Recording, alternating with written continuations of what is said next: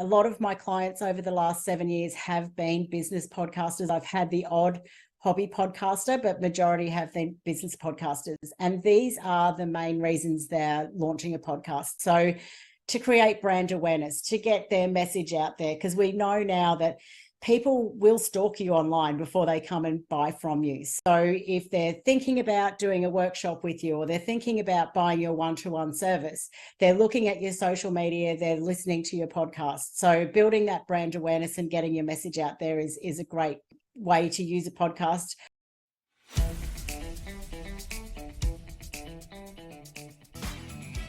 This is the Business Owners Smashing It Online podcast for entrepreneurs and business owners looking for cool online tools, apps and strategies to make business easy online. My name is Nick Cree and I'm your host.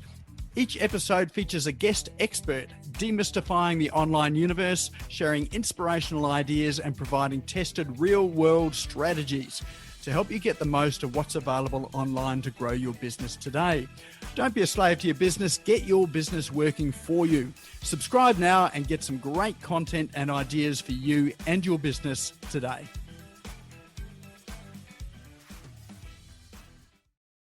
All right, well, that brings us to the part on the show, which is where we get to introduce you to the guest speaker. So tonight we have Lyndal Harris. Lyndal is someone who we've known each other for a long, long time, but we lost touch, as a lot of people did over the COVID period, because we were no longer going to conferences and seminars that we sometimes used to go to. And I think we met at a WordCamp conference, which was for WordPress users, developers, and whatever, many, many years ago. But anyway, we've reconnected again.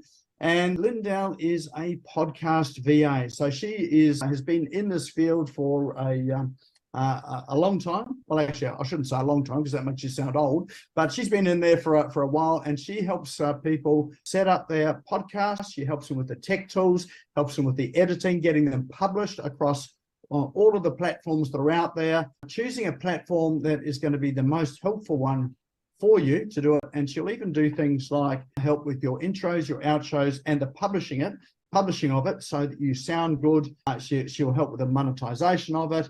And really, she sort of helps with reducing the stress and the overwhelm that sometimes comes with managing all the different elements of a podcast, and creates it as a system and a done-for-you support service. So tonight, she is going to talk to us about how to do this thing called podcasting, and really give you some hints and tips and tricks there to really understand how this podcasting thing is a real thing and can really help you in business.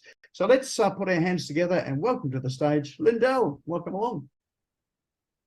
Thank you very much. Thank you, Nick. Yeah, it has been. It was. I'm still trying to remember the year that we met at the conference, and I'm pretty sure I met you at 2 or 3 digital marketing conferences that let's year. not go there. Now, I'm just going to get my screens sharing so that you can see my presentation, and I'm going to give a couple of little heads up about tonight, because one, I've got COVID, so if I do by some means get into a coughing, I'm feeling okay, but if by any chance I start coughing or anything, you'll just have to excuse me. And two, being Halloween, of course, if people come by this house and ring on the doorbell, there's going to be dogs going off crazily barking. So I'm just going to say I'm sorry now. Funnily enough, if we talk about tech tools, if I was using this microphone here that I've left on the filing cabinet, it would pick up the dogs barking in the whole neighborhood. So I'm using a slightly different microphone tonight for that very reason. So it was great to hear everybody come on and do an introduction, and certainly let me know if you've got a podcast or if you're thinking about a podcast for your business. As Nick mentioned in the intro, I have been doing this now since 2016. I niched into podcasting, and I have been running my own business for about 11 years now. So a lot has changed in podcasting since I started. It was a much quieter sort of space, but it's still a great tool for your business if you're looking or you're thinking about launching one. So we're going to go through some of that info tonight. So what we'll run through is some of the things that you should be looking at to create a successful podcast, and so that you're not just putting more noise out there. How you can structure a podcast so that it's engaging and you're keeping your listeners hooked and wanting to listen to the end of the show, finding your audience and growing your show, as well as monetizing your podcast. So first things first, we'll go back a step and say, what is a podcast? So a podcast is essentially, it's digital marketing or media files that are produced and published through platforms like Apple Podcasts, Spotify, YouTube, and other directories. So interestingly, I probably should change the order of those now, because YouTube is now taking over Apple Podcasts and Spotify has definitely taken over Apple Podcasts, but generally we're talking about audio files. Now, you will hear people talking about video podcasts as well, and we heard Vodcast said before, and they are hugely popular as well. But I think when we're talking about podcasts tonight, we're certainly talking more along the lines of the audio style. And there is, whilst the video side of things is growing and it is really popular, it takes away probably the one unique element of the audio podcast, which is that people are multitasking when they're listening. So, they can be multitasking when they're listening to a video, but they're not doing that while they're driving their car, while they're, at the gym or going for a walk or walking the dogs. So we'll talk. The information sort of will cover both video and audio, and certainly you can actually do the video and strip the audio out and actually create that onto platforms like Apple Podcasts, Spotify. So Spotify and YouTube do the video side of things. YouTube's an interesting beast here in Australia at the moment because it's still not playing the audio podcast, but I don't think we're too far off that. But they have got that in other countries where it's actually playing through YouTube Music, and hence you'll start to see Google Podcasts. You might have seen, if you're a podcaster, that is actually going to be closing down because YouTube is coming on board to take over the Google Podcasts that they've had going. So at the moment, as of today, there are 4,252,292 podcasts available in the podcast index. That number grew massively over COVID. Before COVID, the number was under 1 million. And now, even though we say there is 4.2 million available, the good news to that is in the last 30 days, only 350,000 of those, or 350,745, have actually released an episode. So about 8.5% of all of the podcasts that are available now are actually publishing on a consistent basis. And in the last 90 days, it was about 465,000, so around the 10%. So there is still a really good opportunity in podcasting. I know I get asked a lot, is it too busy? Are there too many podcasts out there? But when you look at that, that's still less than, the number of blogs that are out there and things like that. And the fact that not over 10% are actually publishing episodes consistently every month or every 3 months. And whilst I think you need to actually publish a little bit more than monthly, and we'll come to that as we go through the presentation, there's still a really good opportunity for you to get your message out there. So how to use a podcast for your business? Well, when we talk about podcasting, we want to look at educating people or entertaining people. But if you can do that crossover of both, then you've really got a good way to get your message out to many. So a lot of people, or a lot of the people that I speak to, and a lot of my clients over the last 7 years have been business podcasters. I've had the odd hobby podcaster, but majority have been business podcasters. And these are the main reasons they're launching a podcast. So to create brand awareness, to get their message out there, because we know now that people will stalk you online before they come and buy from you. So if they're thinking about doing a workshop with you, or they're thinking about buying your one-to-one service, they're looking at your social media, they're listening to your podcast. So building that brand awareness and getting your message out there is a great way to use a podcast. Position yourself as an expert in the field. So if you have services that you want to be an authority, a podcast is great for that. building relationship with guests that you might otherwise not have a reason to reach out to. So, for example, you might have an interview show where you want to, or it doesn't need to be an interview show only, but you want to interview people. If you've got a podcast and you can reach out and ask them to be a guest on your show, having a conversation with somebody for, say, half an hour, 2 hours, however long your interviews are, is a great way to build a relationship, which is a lot more intimate connection, I guess, than actually, sending messages through social media or emails and trying to reach out that way. You can guest on other shows and get in front of other people's audiences. And it's also a great content creating tool in itself. And we'll cover a little bit more of that as we go through.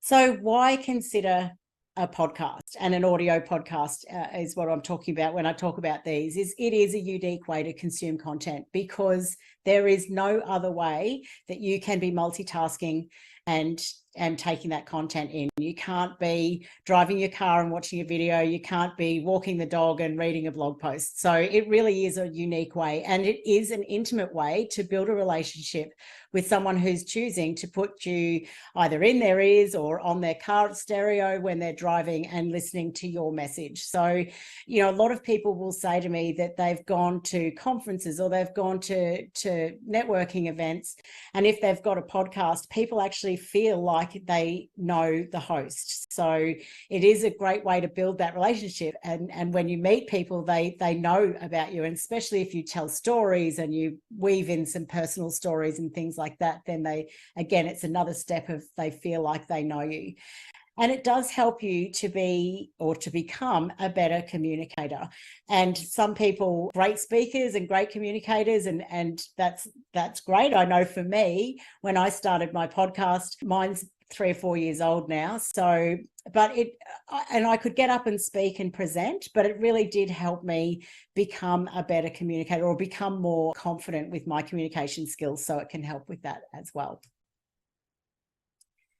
So we're going to run through some of the things that it takes to actually make sure that your podcast is successful, because it is easy to jump on the bandwagon sometimes and say, okay, I'm going to do a podcast, and then not really have thought through some of the steps of it. And that's why we see so many podcasts. When we look at those figures of how many podcasts are out there now and aren't publishing episodes, it's what we call podfade. And that is why we see so many one of the reasons we see so many podcasts with podfade is that they haven't necessarily sat down and done some of the work up front to really work out how it can funnel into your business and how to use it. And over the years, I've had the odd person just say to me, I'm just going to launch a podcast because I know that that's what people are doing and it's really popular. But if you haven't really thought about some of these steps that we're going to go through now, then it can just be a whole lot of work that ends up being a big headache. So the first thing that I always say to people is you want to start with the strategy. So the strategy is really, really important. The number of people that will come to me and say, I just want to know, what microphone should I get? Or that first step is thinking about the actual technical side of things. That sort of comes quite a way down the track. I would say to people, step back and actually work out the strategy. What is the purpose of the podcast? What is your goal? Why are you actually doing it? Who's the audience that you are trying to reach? Are you trying to build a community? Is it to monetize? Is it to become an authority? And think about your audience. Are they actually even listening to podcasts? So there are some great reports and stats that you can go and look at to see if your audience, your target audience, are listening to podcasts. And some we know straight off the bat are. Others you might want to go and do a little bit more research and see where they're listening or what types of social channels they might be on if you've got younger demographics. But yeah, really understanding that audience. And then if they are listening to podcasts, or if they're sort of listening to podcasts, but not as much as you, or the stats don't show as many, do you need to actually educate them on how to listen to a podcast? Because it might be that they're really interested in listening to your message and your content, but they might not know how to actually find that. So that might be part of your strategy when you're launching, is to actually educate the audience. So really think about the strategy first and then step into some of the next steps. And when we talk about discoverability, again, with 4.2 million shows on there, you want to make sure that you've thought about some of the key steps to make sure your show stands out from others. And I've got in these steps here, the name of the show, the tagline, and the description. So the name of the show, a lot of people actually sort of sometimes, I shouldn't say a lot do, but sometimes will stumble on the name of a show because there are a few different ways that you can name it. Now, if you're a personal brand, you might call it the Lyndal Harris Show. If that was my brand and my website's lyndalharris.com, then I might call it that. Another way to name it is to actually say it with a keyword in the title. So the actual title of my show is Podcasting Tips and Tricks, because I'm not building a personal brand, so I didn't really want to name it after myself, but I wanted to say very clearly what it is about. And a third way that you can name it is around a quirky word or have a quirky phrase, which is good and fun if you have a good tagline. But I think that works better for people that potentially have an audience already, because someone's not going to go into a podcasting app and search for that quirky word unless they actually know that that's the name of the show. So there's a few different things to think about when you're naming your actual podcast. Another tip on that one is, if you don't need to, don't have the word podcast in the title, because when people are searching for it, they use, and we'll come to it in the next slide, when they're using the app to actually search, some of the fields that they search is the name of the podcast, the title of the episode, and the author field. And if you put the name podcast in your show, there's something like 600,000 or 700,000 shows that have the word podcast in the title. So if you can get away with not calling it that or having that in the actual name of the show, that's a bit of a tip there. You might use the word show instead of podcast. I mean, it's not a big deal, but it's just something to be mindful of if you're starting and you're looking to name your show. Tagline is just something short and sharp that explains the title if you feel like you need it that little bit more. And the description's really important. I see a lot of people just put one or two sentences into the description and not necessarily put much thought into it. But you don't need to write, pages in your description, but a few paragraphs that really outline what is your show about, what sort of topics are you going to cover, who is it for, and maybe a little bit about who you are. But just using the keywords, weaving keywords in there so that people, when they are searching for shows, they will come across it because you've written a good description with those keywords in it. Now, the research a couple of years ago and last year was showing that a lot of people do read that description. If they're looking for a new show, they will read that description. So don't sort of waste the opportunity to not put a good, clear description in there. More so now is you'll start to see trailer episodes. So the trailer episode sits at the top of Spotify and Apple Podcasts, and it's like a preview to Netflix, where you can actually click on a trailer episode, and it actually will outline the same thing. Now, it might actually be your description that you've recorded. It could be you reading the description, not wanting to sound like it's read, but reading the description, just outlining what the show's about. But just, make sure you put a little bit of effort into that description, because I do see quite a lot. I'll see one or two sentences that don't really, don't take advantage of that real estate. The next thing to think about is podcast SEO. And there is probably not a lot that you need to do as far as podcast SEO is concerned, but use keywords. So as I mentioned, when people are searching for a new podcast, they will often use the app itself to search. So they might be in Spotify or Apple Podcasts, and they might type in podcasting, probably a bad example actually, because there's probably but let's say online marketing or business coach or something like that. And that they do use the keywords. So they'll look at the name of the podcast. When I say they, I mean the apps. They'll look at the name of the podcast, they'll look at the title of episodes, and they'll look in that description field, but they'll also look at the author field. So a really good tip with the author field is often we'll just put our name. So we'll just put Lyndal Harris. But if you want to put a keyword in there as well after your name, so you might put Lyndal Harris and a line and then podcasting, put a keyword after that author field. That can be another way to jump you up to the top when people have actually gone into the app to actually search for a topic on that. Google has come to the party. They've changed a little bit again, I think, in this year, that they were putting podcasts at the top of search of Google. You'd get some podcast episodes that they would highlight at the top of their search if you were just searching in the Google browser for something. I think they're changing that again. They've been a bit funny, Google. It's been an interesting journey to watch their how they play in the podcast world. But as I say, Google Podcast itself is shutting down. I think it's this month, and YouTube is taking over. So listen, you still can find information when you Google. So let's just put Google and YouTube because they are important for SEO. And the last thing I wanted to touch on there is transcripts. Transcripts are great for SEO. You need to weigh up, and I say this to all podcasters, you need to weigh up the cost of actually getting a transcript as opposed to the benefit of it. And with AI tools, I actually think that it is worth getting the transcript, but not spending too much time to make sure it's absolutely perfect. Now, you might have an audience that does want a transcript and does need a transcript, and that's actually a great way to provide that content for somebody who can't listen to a podcast.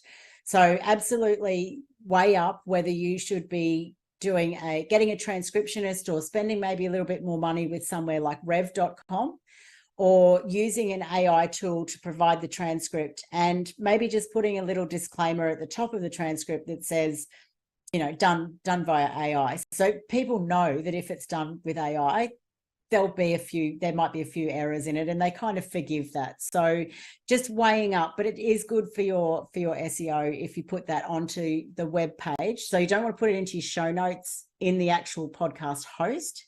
You'll actually want to use that transcript on your post on your website for that episode. Cover art. Cover art is really, really important. Most people, when they create their cover art, and you can find, Canva have great templates. When you're creating your cover art, or you've got a graphic designer to do it for you, and you look at it on your computer screen, it's this great big image, and you think, yep, I love it. It looks fantastic. But you've got to remember that most people are actually looking at it as a thumbnail on their phone. So whilst we see it on the screen and it's a nice big image and the font looks great and, the words look amazing, when you're looking at it in a thumbnail, it can be quite different. So think about, you have to have specific dimensions for Apple Podcasts and for Spotify and probably a lot of the other directories. It has to be 1400 by 1400 up to 3000 by 3000 pixels. Otherwise, they just won't accept it. But if you want to see what it'll be like in a thumbnail, you could drop it down to a 50 by 50 pixels, and that'll give you a good read of what it would look like on somebody's phone. You want to ensure that it's not too wordy and that it really pops out, because if they're looking at it in the podcasting apps, then you really do want to have one that pops. Now, I just wanted to put a cross section of samples there so that you can see what we're talking about when we're looking at cover art. And you probably recognize some of these, and some of them are great. They're really, they stand out, they pop. BX, I know a fair few of you know BX and are through the BX network, so we can see that's really their branding. It stands out. Imperfect Action is Steph Taylor, and Steph has a podcast that she produces 3 times a week. It's a short, sharp few minutes. I'm sure a lot of you know it. Now, she's actually part of the HubSpot network. So you can see that with hers, she doesn't have an image of herself on there. She doesn't have her name on there, but she has a big following from when she used to do it. It used to be called Socialette, and she did build her brand that way. So there's different ways to do your cover art as to whether you want to put your face on it or not. And you'll have some people who'll say you don't need to, and you don't need to put your face on it.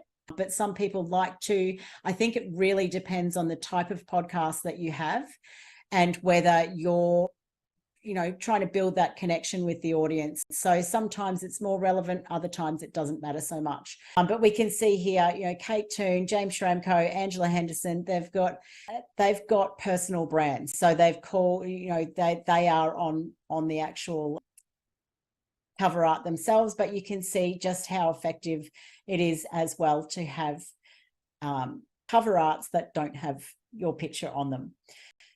So the couple that I want to talk about here is My Dad Wrote a Porno. It is a really, really, very successful podcast. And, they've managed to have events and all sorts of that. They were really, really successful.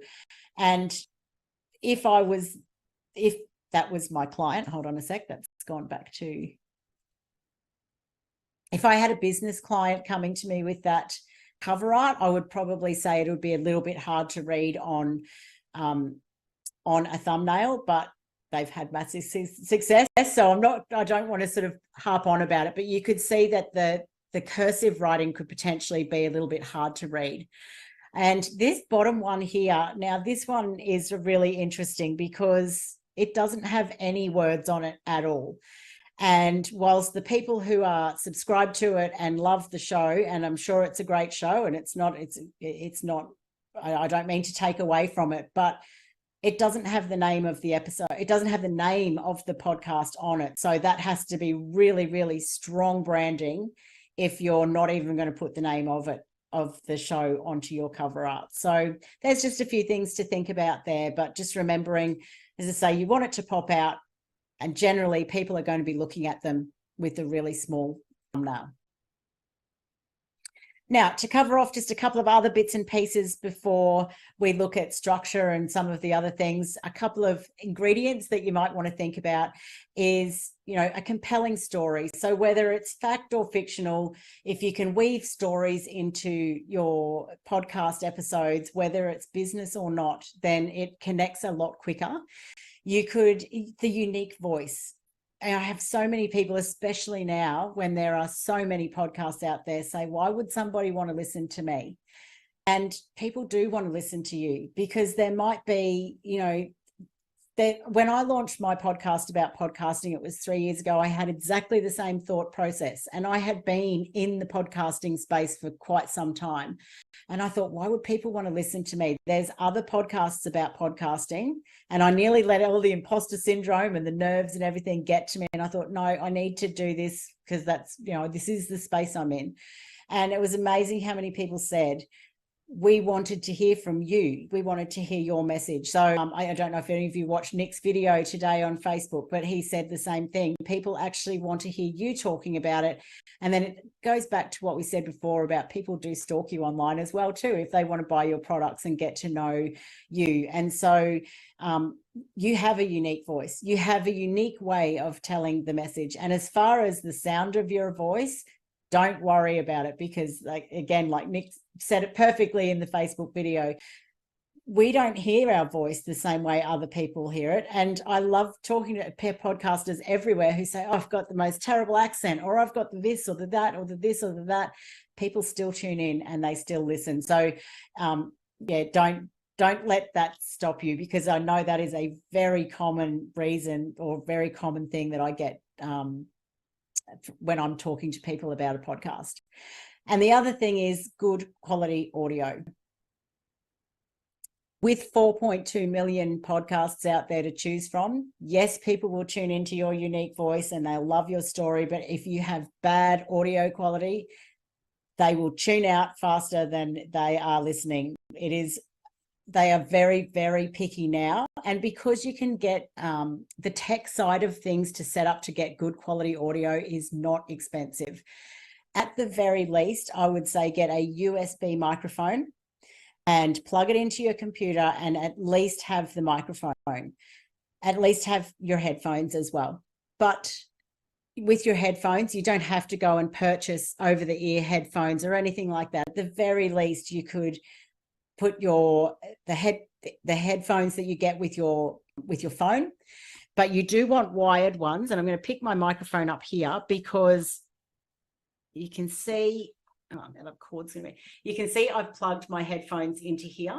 Now this actually gives me the feedback that I can hear, you know, if the dogs are barking or if there's a lot of feedback and what have you. So putting it back through the microphone is really good way.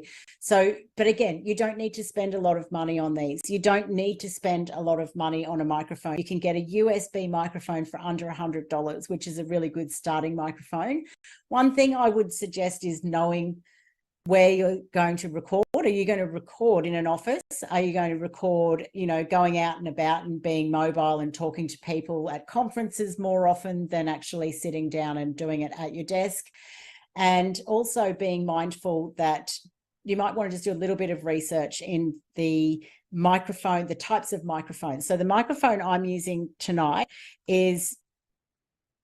it's a microphone that basically is just picking up the noise here. And like I mentioned, because it is Halloween and I know the dog next door barks a lot and my little dog can be a little bit of a pain too, I actually am using a microphone that's picking up very little background noise. Now, this microphone here that is sitting on my filing cabinet behind me here, that is a much better microphone. I'm not going to lie, it gives a lot better quality audio. It has an XLR attachment, so I actually need to have something to plug it into my computer. It's not a USB that I can plug straight in, but that also picks up a lot of background noise. And if there's a dog barking next door and I don't want that, then you know that's I've got to pick and choose when I'm using that microphone. On saying good quality audio, don't get upset and hung up if you do have a dog barking in the background, because one, you can fix that with editing, and two, people are okay if there's some real sounds in it. Now, they don't want to hear that you don't have a microphone. They don't want to hear that you don't care about the quality of the audio. They don't necessarily want to hear you chewing on, I don't know, chewing gum or having glass with ice in it and what have you. But if there's a dog barking in the background for a little bit of it, there are ways to edit it out if you've recorded it well. And I just think people don't really mind if it just makes it a little bit more real. But be mindful that people do tune out if you don't have good quality audio. So that would be one of my biggest things there. So a couple of tips when we talk about overall, like a good launch strategy, be thinking maybe, I mean, you can turn it around. You can turn it around in a couple of weeks. You could turn a launch around really quickly, but have everything ready. Take your time. Don't rush into it. Have a good launch strategy where be everywhere. There's lots and lots of different apps that you can be on. So you can be on Apple Podcasts, Spotify, Amazon, YouTube. There's 27 or 28 other different apps that you can be on. And some of them aggregate from Apple Podcasts, some of them don't. So be everywhere is my tip. You may as well try and pick up every audience, every person that you can on the different directories, and use your analytics. And we're actually going to cover analytics a little bit further into the presentation, because sometimes people don't really look at them, and you can use them well to grow your show. So that's just a little bit about some of the things that you can think about to ensure that it is a successful podcast. We won't cover too much as far as the structure goes, but in every episode, or in most shows and business podcasts, I always suggest that you have a show intro and a show outro. So branded with a little bit of music. Don't make it long, particularly the intro, nice and short and sharp. Welcome to the such and such podcast where we talk about blah, blah, blah, and be done within under 30 seconds, because people do skip through them. And if you've got that sort of 1 or 2 minute one, it's just, when people are tuning into your show regularly, they don't need to hear a 1 minute intro every single time. So keep that nice and short. Your outro wants to be something with a call to action in it, and generally one call to action per episode. And then in every episode, you have 3 elements. You have your introduction, your main content, and your conclusion. Now, with your introduction, when you start an episode, it's a really good idea to tell people upfront what they are going to hear in that show. Because if I've got somebody on my show, for example, and I'm doing an interview, and I don't actually start the episode by saying, here's what we're going to cover today, if you're not interested in the first 5 or 10 minutes and you don't know where this episode is going and you think that we're just going to ramble on, you're going to tune out. So if you tell the listener what they're going to hear up front in that first minute or so, then they might just say, oh, I want to hear that, or I want to know that information. So, in this episode, we're talking to Lyndal Harris about podcasting. She's going to cover the benefits of podcasting, the ABCs to have a successful podcast structure, and monetizing techniques. And then you can get into the show. So just give people a little bit of a hook and something that they can expect. Then into your main content, whether that's a solo show or an interview, and then you can have a conclusion. Some podcasters don't worry about the conclusion side of things because they'll just go straight into their outro, but you'll also find others choose to summarize an interview, if it's been an interview particularly, to summarize some of those key takeaways and to sort of lead in maybe with the topic for the next episode, but that's personal choice. Some other elements you can add in there. You've got listener questions, reviews, sponsorship messages. With listener questions, you can also get people to send a little voice question in so that you can actually drop that into the editing process, so you're not just reading their questions out. And then you can have all sorts of different segues and music stings to bring it all together. But when you are thinking about your structure and how it all comes together, some of those things that you really do want to think about is the storytelling, and how you can maybe apply it to each of your episodes, keep people interested. The episode length, I always get asked, what is the ideal length for a podcast episode? And there's no answer to that one. It really does depend on what your audience, who is your audience, what are they doing? Again, if you watch Nick's video today on Facebook, if you've got parents that are driving kids to school, you can say that roughly 15, 20, maybe up to 30 minutes is a good time. If you are, some Joe Rogan has a 3-hour show, 2 or 3 hour shows. So you really knowing your audience is important, but really not trying to say, I have a 20-minute show and make every single episode 20 minutes, because if you do that, sometimes you're actually filling in the time with stuff that's not really relevant, and people will notice that. So just don't try and fill it with fluff, I guess. If you're trying to, if you've got in your head that you think that there's an ideal length, just cover the content and let that be. And, again, I mean, I know I use myself as an example quite a bit, but I had podcast episodes that were 7 minutes long. I had interviews that were an hour and just over an hour long, and both of them got listened to just as much. So once you start to get to know your audience and you've got more episodes out, then you can start to see, how your stats. And as I say, we'll talk about that in a little bit. Outlining or scripting your episode. Some people don't worry about it. Some people might just use bullet points, and some people will script the whole thing. My only bit of advice is, if you script the whole thing, make sure that it doesn't sound like you're reading it, because you would have listened to, I'm sure you've listened to things that you feel like someone's reading, and you can tell the difference. So if you have scripted it, just be mindful of your tone and your energy that you're putting into it as well. And make sure you have a call to action in your podcast. So most of the time that people will have that in the outro, whether that is, sending them to your website for a download, or, make sure you subscribe and follow or share the show with people. What I do try to say to people in this part, particularly in the outro, try not to give 5 or 6 things for people to do, because then they just go, and they don't do any of them. So choose 1 or 2. So it might be, make sure you follow or subscribe to the show. And if you want more info, you can head over to our website or something. Just keep it simple so that you're not asking them to do, as I say, 5 or 6 different things. Otherwise, they don't tend to do any. Finding your audience and growing your show. This can be the fun part, because sometimes it's easy to come up with not easy, but it's once you get over the hurdle of how to actually record your podcast and what to talk about, it can be a bit of a challenge finding your audience. So the biggest thing is know where they are. know if they listen to podcasts. Don't put a podcast out if your audience aren't listening to podcasts. And like I said, there are things that you can go and read to get statistics and analytics on who's listening to podcasts in Australia and all of that. Most of the age groups are. But again, not just in the podcasting space, in social media as well. Know where they are. Are they on LinkedIn?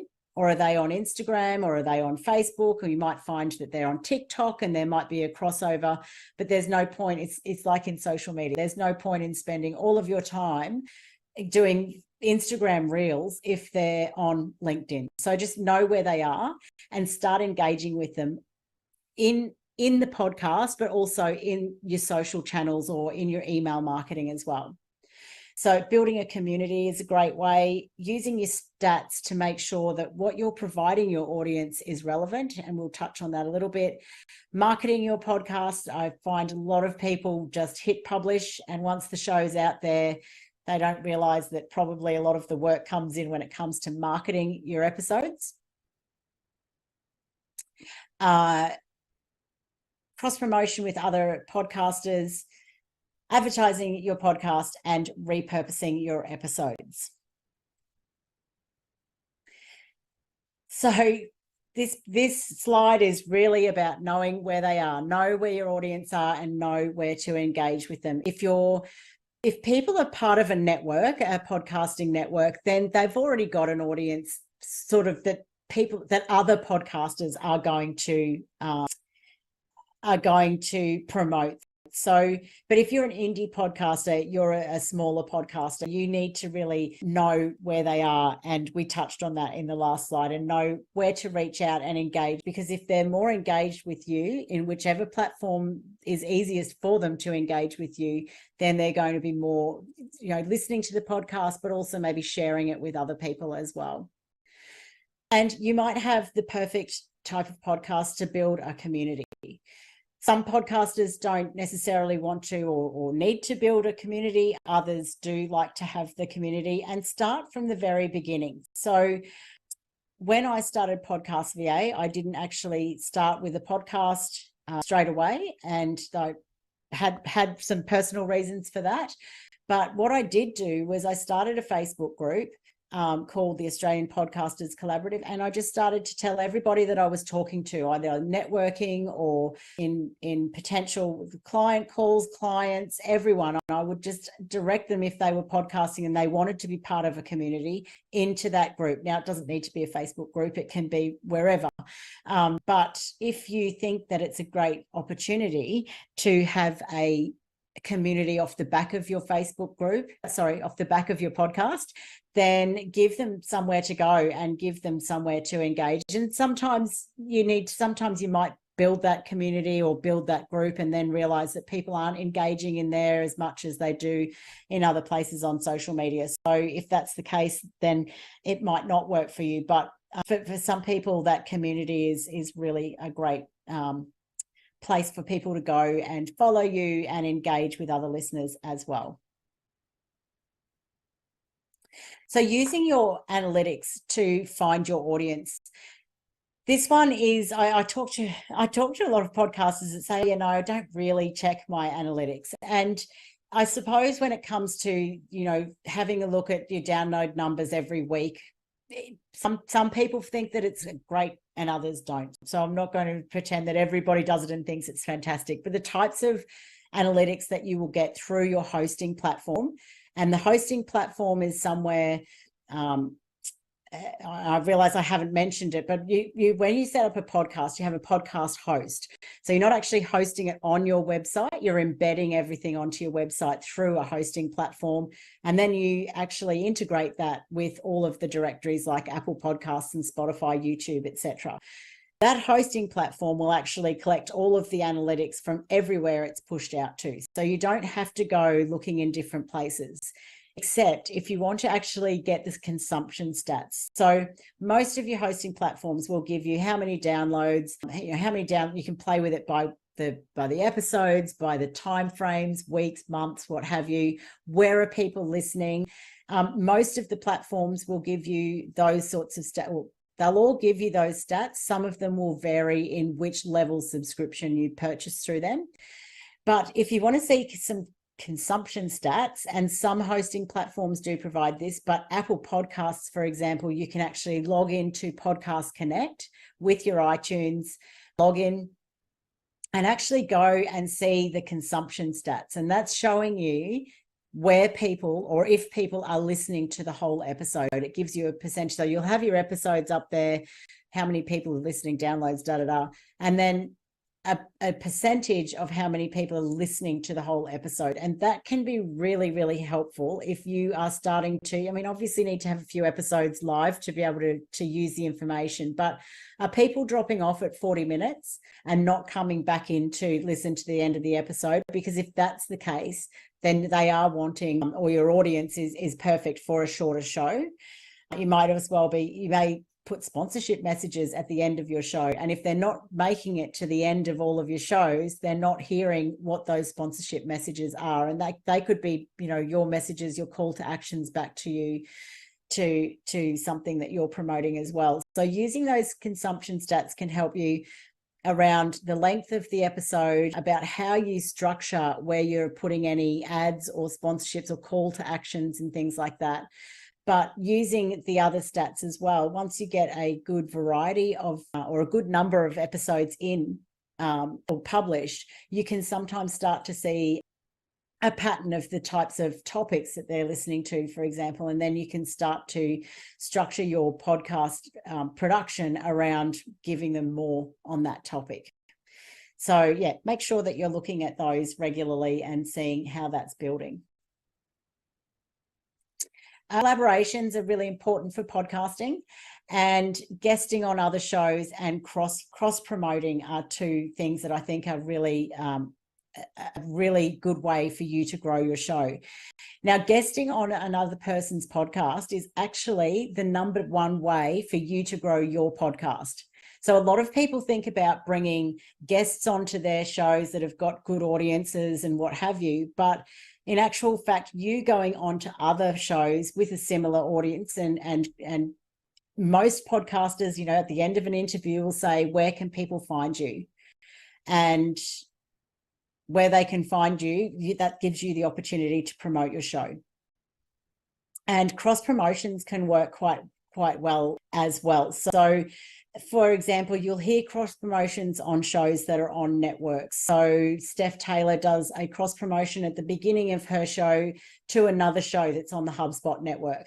But that can also work for people that are not on networks. And it has worked really successfully with some of my clients, where they just say, hey, if you like this podcast, you should maybe tune into, and gives a little description on the person that you're doing that cross promo with, and tells them about their show. So that might be worth looking into as well. Advertising, we probably won't touch too much on. We'll go into it a little bit again in monetizing in a few slides time, but radio advertising, really I have that in there that because we do hear a lot of radio advertising, but those ones are usually for the radio's podcasts or the people that are on those networks. So realistically, business podcasters aren't generally doing radio advertising, but they can do online advertising with your, you know, Google ads, Facebook ads to reach a targeted audience. I know people do it. I don't know a lot of people that have had massive success with it, but it might be worth trying. But magazines can be a great area, especially if you've got a really niche show. So if there's a magazine that is around your niche, you could potentially put an ad in there for your podcast. But the tip with the magazines is that you could also find some really good sponsors for your show if there is magazines that are really niched in your area. So potentially having a look through those and then having a list of people that you go to see if they are interested in sponsoring your show. Marketing and repurposing. Well, it's, you know, I suppose repurposing is all about leveraging your time and effort. And I think there's one great thing that you can either repurpose things into a podcast, or you can use the podcast as your content creator and repurpose it into a whole lot of other things. And show notes, transcripts, social media posts and graphics, audiograms. Audiograms are the little short teaser videos that you often see that will have a snippet out, whether you see the video or if you just see it on a static image. A lot of them are used in social media, blogs, email marketing. There's so many things, the webinars and presentations. I mean, I could strip the audio out of this presentation. I won't, but Mick could, potentially strip the audio out of this and make it a podcast episode. Lead magnets and email series. If one of my, I do have some of my podcast episode links in my email sequences that go out from people when they download a lead magnet. If you've got some episodes that you could then download and get the transcripts from, you can put it together and make an ebook. Obviously it needs a bit of work, but there's most of the content for it. Social media lives and videos. So there's so many different ways that you can be repurposing it all. And as I mentioned before, though, when you do have a podcast, don't sort of stop at that point of hitting the publish button. It goes out to the apps and then maybe putting one post on to say that it's live. Because if you if you think about social media and how few people see our posts, you want to keep marketing them, and especially if it's evergreen content. So I've got podcast episodes out now that are 3 years old, and I still have people listen to them all the time because they are evergreen. So if you've got evergreen content, it's a great opportunity to make sure that you're building that into your marketing as well. I'm flying through. I'm just watching the time. I think I've got a couple of minutes left before I hit questions. So I'm just going to fly through these because I'm pretty sure I've talked about most of it anyway. But yeah, ways to engage your listeners. If you've got the community, the social media, ask for feedback. Some of the best the content ideas that you can come is from asking your audience or asking on your Instagram stories or whatever, just asking people, what do they want to actually hear? Because if they give you the content and the topic ideas and things like that, and they give you the feedback and they engaged in asking you questions, then they're more likely to listen to it and they're more likely to share it as well. Monetizing your show.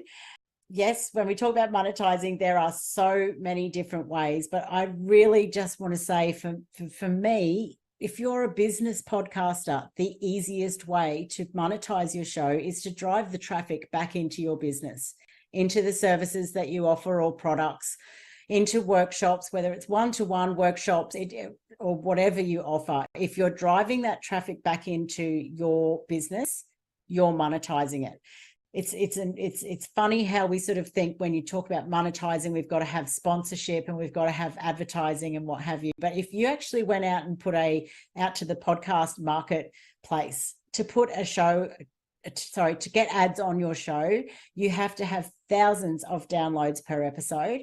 And that doesn't happen with business podcasts. I mean, it might do for some people, but not a lot of people in the small business space who have a podcast are getting enough downloads to actually have that formal advertising sponsorship arrangement. So great way to do it, though, is for you to sponsor your own show. So my podcast is Podcasting Tips and Tricks, sponsored by Podcast VA. Just weave those little messages in and you'll find that there's a really good way that you can drop these in now called dynamic ads. And I'm just watching the time and I know that I need to sort of wrap it up, but there's some ways that actually you can drop these messages in to advertise your own business services or your own workshops, or if you have events that you're running. Subscriptions is another way you can make people pay to listen to your content. You can run events, you can have merchandise, and there's a whole lot of other ways to monetize. But really, if you're driving traffic back into your business, that is what it is all about. And I just put this in because I speak to so many people who feel like this when they think about podcasting. But at the end of the day, once you get past that overwhelmed nature of it, you get the technical side down pat, the launch feels like a mountain. But once you get into the actual ongoing process of it, it is very much, you can systemize it and it's very much the same process. It's a lot of work, but it's not hard work once you get your head around how it all works. And my last piece of advice is, if you are going to do a training program or get some different resources and you want to learn how to do a podcast yourself, you can absolutely do that. But please do not go looking at 3 or 4 or 5 different people's pieces of advice, because there are so many different ways to do a podcast. I would say just buy one person's course, resource, blog posts, whatever you want to look at, and follow their process, because otherwise you can get yourself really confused, because there are different ways to do it that have the same outcome. So yeah, that is me. That's what the sort of things that we covered, starting with strategy, think about the structure, engage your audience using your analytics, and have a look into the different ways to monetize your show.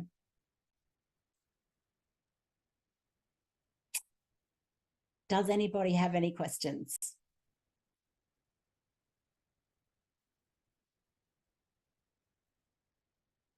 Just checking out the comments there in the chat. Someone was asking, where did you get all your stats from? Okay. So which stats did you, so there's the Edison review. Now I'm having a mental blank. Edison do a review every year in every country. And so they actually put it out. They're the ones that I generally look to as well. And then I also get other stats. If you ask me which one, I can tell you where, I might be able to tell you where, if you're asking about a specific one.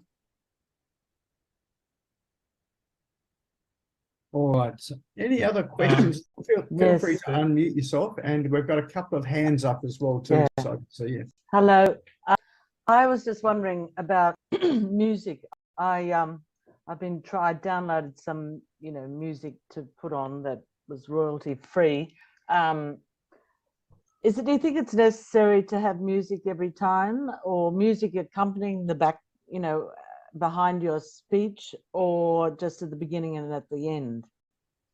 I think at the beginning, at the beginning and the end. I don't think you need to do a lot of putting it into music stings and what have you. Some people do a lot of that in their editing. It comes down to time, budget. I think if you've got a little bit of music at the beginning and the end, then that kind of does tie it in nicely, rather than just going straight in. Now, you could put that at the very beginning, and I'd say it's the show intro is what I would call it, where you just say, welcome to this, and it can be that 15 seconds.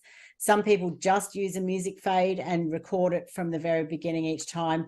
And some people will chop a little bit, sort of, a bit of a teaser at the front and then go into the music. But I think the music does give it a bit more of a professional feel and sort of rounds it out with the branding. So certainly if it's a business podcast, I always suggest that, yeah, a bit of music is good. Thank you. Excellent. Azim, you've got your hand up. I do. Thanks, Lyndal, for a wonderful presentation this evening. It's a bit like drinking from the fire hose, but you said something interesting about the monetization in terms of the number of downloads. And the business podcasts are generally not that high on the downloads. Obviously, if you've got a name in business, that's slightly different. I get that. So what is the area that has the highest number of downloads from your experience? Do you mean which category of show? Yeah, which category?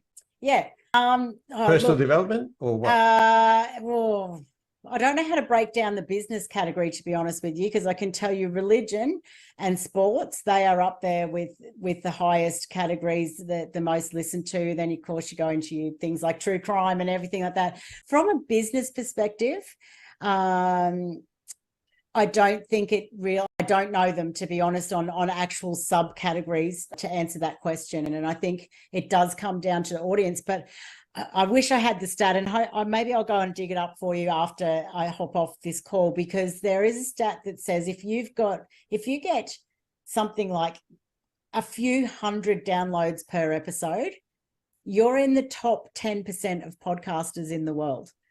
So people think that they're going to get tens of thousands of downloads, because we do hear that happens on podcasts that are on networks, and we hear that happens on radio podcasts and bigger people like the Joe Rogans and Brené Browns and all of that.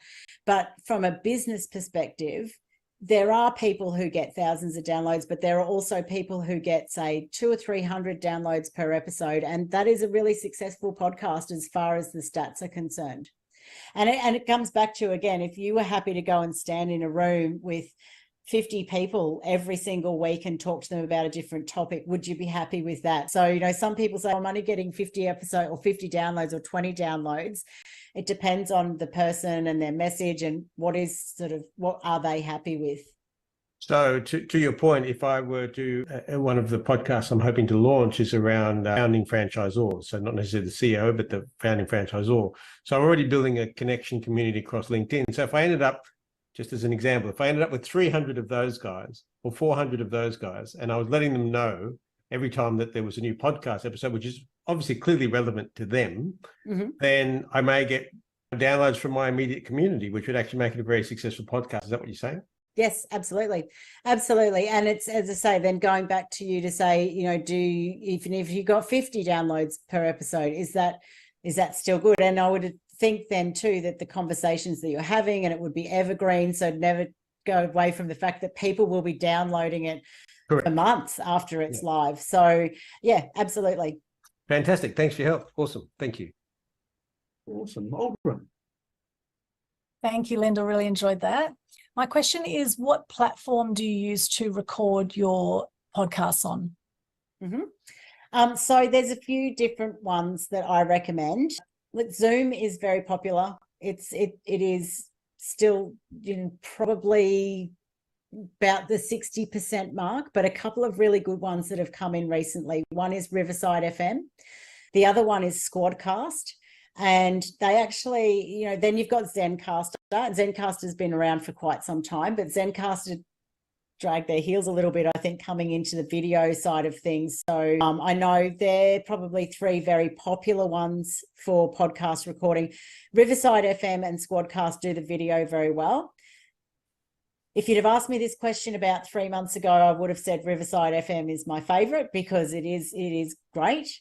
Squadcast is up there because they have now partnered with Descript, and Descript is a very amazing AI editing tool, and it will give you the transcript. You can actually import your video and your audio and edit it from the transcript, so you're not actually having to look at the audio file or the video to actually do your editing. So if there's a whole a section that you want to remove, you can highlight it in the transcript and delete it from there. And Squadcast have partnered with Descript, so I think that that's a really powerful partnership, to be honest. But Riverside FM I do love as well. And funnily enough, Zoom today, I was saying to Nick just before I jumped on the call that Zoom, my menu looks slightly different because Zoom have added in their AI options as well. And I don't know if you've all got that, but certainly I've got the AI summary, the AI companion down the bottom. So when we hang up this call,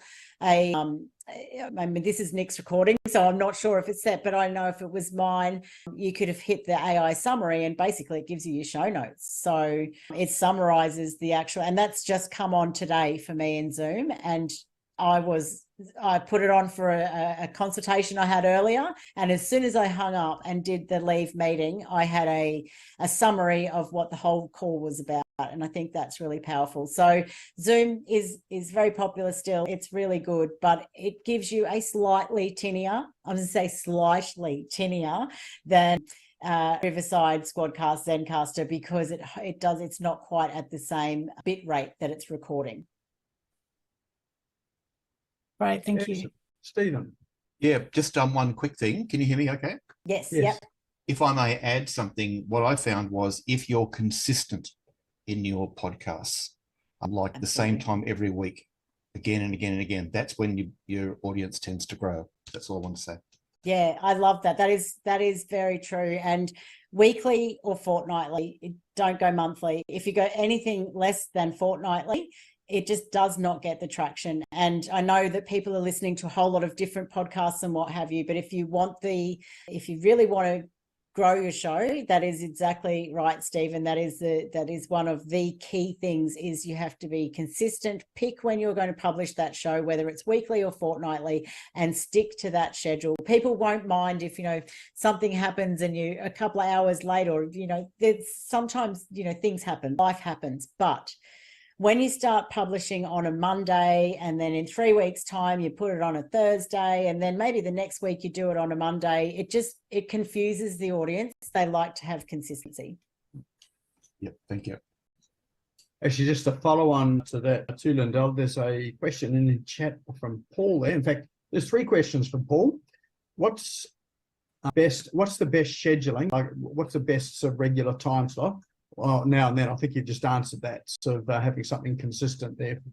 Steve mentioned that. But also, how far ahead should you have your guests planned? And what do you do if you run out of guests? I love that question. Guests can be amazing, can't they? When life happens, let's just say life happens. The more ahead of schedule, the more you've got in the bag, the less stressed you are going to be, because, people do get sick. People do have, kids that get sick, and it's legitimately things happen. My way around that, my suggestion is, if it can work for you, I think a really good way to do your podcast is to have solo episodes and guests. Because then if the worst comes to the worst and you're really scrambling for a guest, you can pop a solo episode in.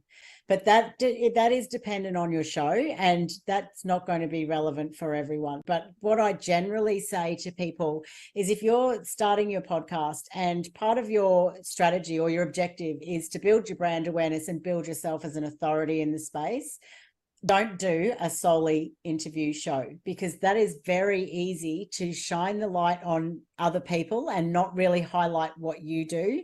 So if you are doing it for that purpose, I always think it's good to have a combination of solo shows and interviews. And then that way, if guests do pull out or, things happen, you can actually drop a solo episode in and no one will probably really know. Even if you were quite sort of, I do a solo, then an interview, a solo, then an interview, people aren't really going to think it's, what's happened? He's just put another solo episode out. So I think that is one way around it, if it fits your particular podcast and your strategy. So would they be pre-recorded? Yes. So most of this I am talking about pre-recorded. Yes. Okay. So even your interviews, you wouldn't go live with them?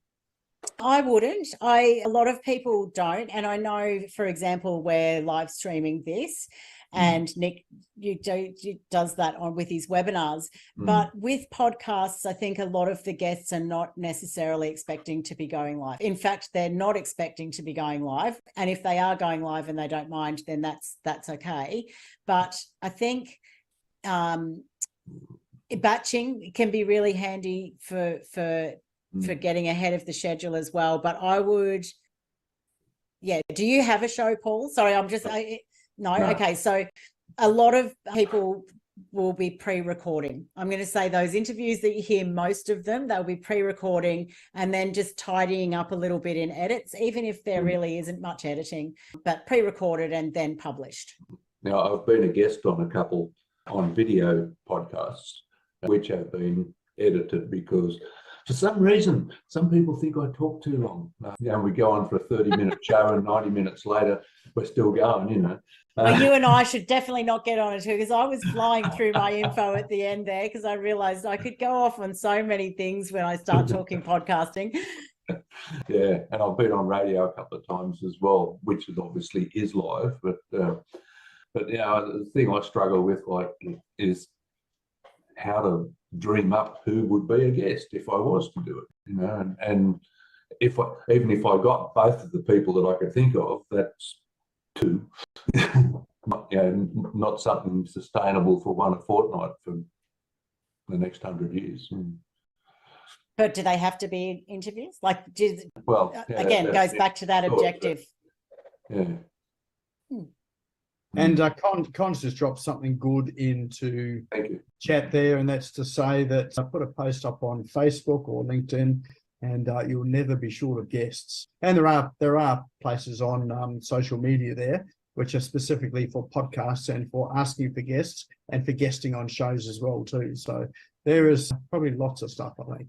Absolutely. If you're a podcaster or you're thinking about doing a podcast, I do have, and I'm sorry, I'm not trying to be promotional or anything, but I do have a community of podcasters with about 2,500 Australian podcasters in it. So I often try and encourage that in the group as well. Just, ask for podcasters or see if there's someone you can align with or collaborate with in there. But yeah, there are plenty of different groups and guesting, and there's businesses that help you line up guests and have connect you with people as well.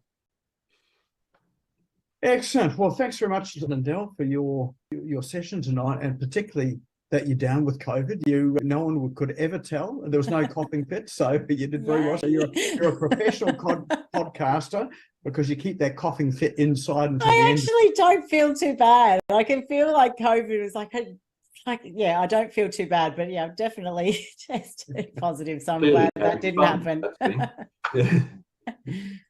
Excellent. So where's the best place for people to get in touch with you or find out more about what you do after the show?